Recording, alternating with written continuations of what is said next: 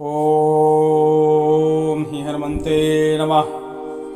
नमस्कार साथियों, आप देख रहे हैं वशीकरण बूटी के बारे में। वैसे तो यह बूटी 100 से अधिक रोगों में रोग मुक्त करने के लिए काम आती है और इसके बहुत सारे औषधि प्रयोग हैं, लेकिन हमारा जो चैनल है वह औषधि तंत्रा नाम से है और हम इसका तंत्र प्रयोग आपको इस वीडियो में बताने वाले हैं। इसे छुई मुई के नाम से जानते हैं और लाजबंती के नाम से भी जानते हैं। यह कई प्रजातियों की होती है। यह बड़ी छुई मुई है और एक जंगली छुई मुई होती है जो छोटी होती है और उसमें छोटे छोटे फल और पीले रंग के फूल लगते हैं, लेकिन इसमें लंबी लंबी फलियाँ लगती हैं और इसमें भी पीले और सफ़ेद रंग के फूल खिलते हैं और इसके बैगनी रंग के भी फूल होते हैं। ऐसी इसकी कुछ प्रजातियाँ हैं। इसके औषधि प्रयोग बहुत सारे हैं। यह है धातु रोग से लेकर गठिया रोग से लेकर ब्लीडिंग की समस्या, पाइल्स की समस्या, ब्लड प्रेशर की समस्या और आंतों में अल्सर की समस्या जैसी बहुत सारी बीमारियों में यह काम आती है।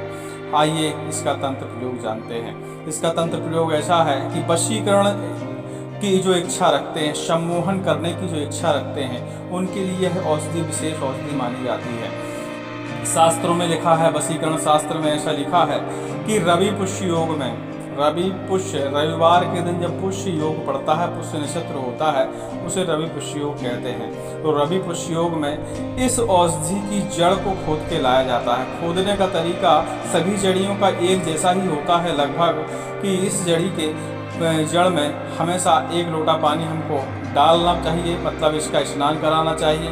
उसके बाद अक्षत, चावल, जो भी है आपके पास उपलब्ध सामग्री, हल्दी और तिलक और फूल वगैरह से इसका सम्मान करना चाहिए। इसके बाद महाराज धन्वंतरी जी से, क्योंकि सभी जड़ियों औषधियों के मालिक महाराज धन्वंतरी जी होते हैं, उनसे आदेश लेना चाहिए, उनसे मतलब परमिशन लेनी चाहिए कि हे महाराज धन्वंतरी, आपकी यह औषधि हम अपना कार्य सिद्ध हेतु आप ले जा रहे हैं और इसको ऐसी शक्ति प्रदान करें कि हमारा कार्य जो है संपन्न हो जाए। ऐसी हमको प्रार्थना करनी होती है और भी आप अपने मन से जो भी प्रार्थना करना चाहें वह कर सकते हैं।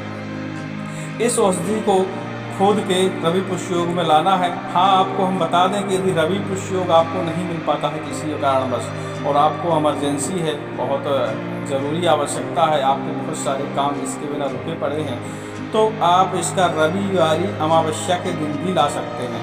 रविवारी अमावस्या के दिन ला सकते हैं और रविवारी अमावस्या भी नहीं मिल रही है और आपका ऐसा कार्य रुका पड़ा है जिसमें कई लोगों का भला होने वाला हो और किसी का नुकसान ना होने वाला हो, तो ऐसे में आप रविवार के दिन भी ला सकते हैं, क्योंकि एक ही दिन में सारे मुहूर्त पढ़ सकते हैं। आप यदि मुहूर्त विधान पढ़ेंगे तो आपको पता चलेगा कि एक दिन के अंदर सारे मुहूर्त सारे दिन में होती ही हैं।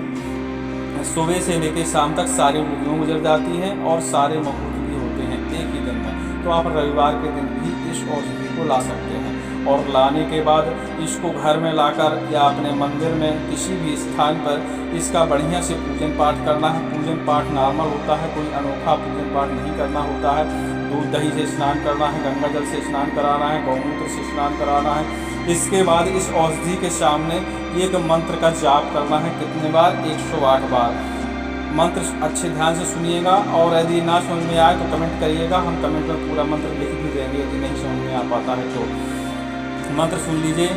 उग्रा मैं हृदय कंठा पातु महेश्वरी, उज्जटा नयने पातु कर्णचा बिंदवासिनी, ललाटे विशाखा पातु शंकिनी रंकिनी तथा लंकिनी बाहुयों पादौ धिक्कारवासिनी, अन्यान प्रत्यगानी षोडशा पातु संततं धानान्दं भोगांगायुरोग्य कारकम मोक्षम विघ्नाशांचा नर नारी वशकरम।